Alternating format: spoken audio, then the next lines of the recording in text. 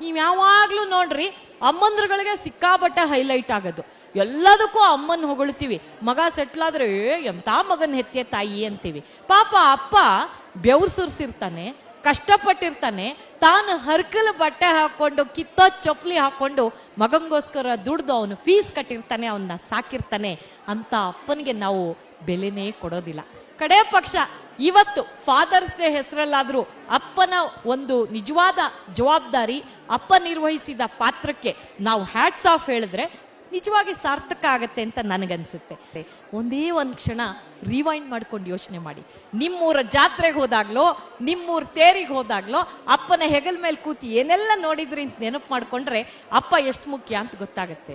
But ನಮ್ಗೆ ಏನಾಗತ್ತೆ ಗೊತ್ತಾ, ಪುಟ್ಟವ್ರಿದ್ದಾಗ ಅಪ್ಪನ ಜೊತೆಗೆ ಒಳ್ಳೆ ಅಟ್ಯಾಚ್ಮೆಂಟ್ ಇರುತ್ತೆ.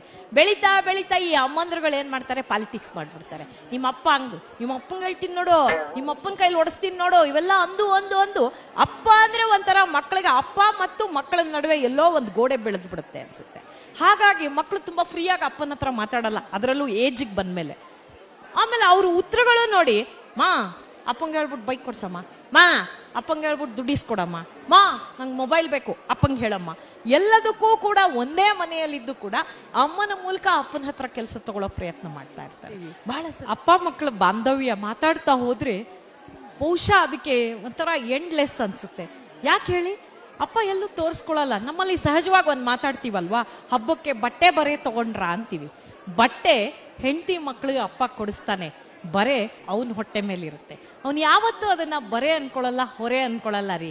ಇದೇ ಅಪ್ಪನ ವಿಶೇಷ ಅನ್ಸುತ್ತೆ. ತಂದೆ ತಾಯಿಗಳ ಬಗ್ಗೆ ಮಕ್ಕಳಿಗೆ ಇರ್ಬೇಕಾದಂತ ಆತ್ಮವಿಶ್ವಾಸ ಏನು ಅಂತ, ಒಂದು ಸಣ್ಣ ಮಗುನ್ ನೋಡಿ ಮೇಲೆ ಎಸ್ತು ನಾವು ಪುಟ್ ಅಂತ ಕ್ಯಾಚ್ ಹಿಡಿತೀವಿ. ಪುಟ್ಟ ನಿನ್ನ ಕ್ಯಾಚ್ ಹಿಡಿತಾ ಇದ್ದೀನಿ ಅಂದಾಗ ಮಗು ಗಾಬರಿ ಆಗಲ್ಲ. ಯಾಕಂದ್ರೆ ಮಗುನಲ್ಲಂತ ವಿಶ್ವಾಸ ಇರುತ್ತೆ.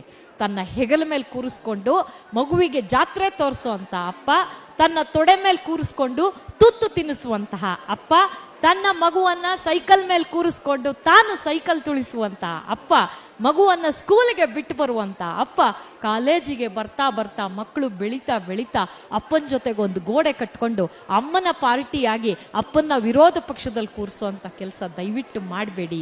ನಿಮ್ಮ ಅಪ್ಪನಿಗೆ ಪ್ರೀತಿಯಿಂದ ಅಪ್ಪ ಐ ಲವ್ ಯು ಅಂತ ಒಂದ್ಸಲ ಹೇಳಿ ನೋಡಿ.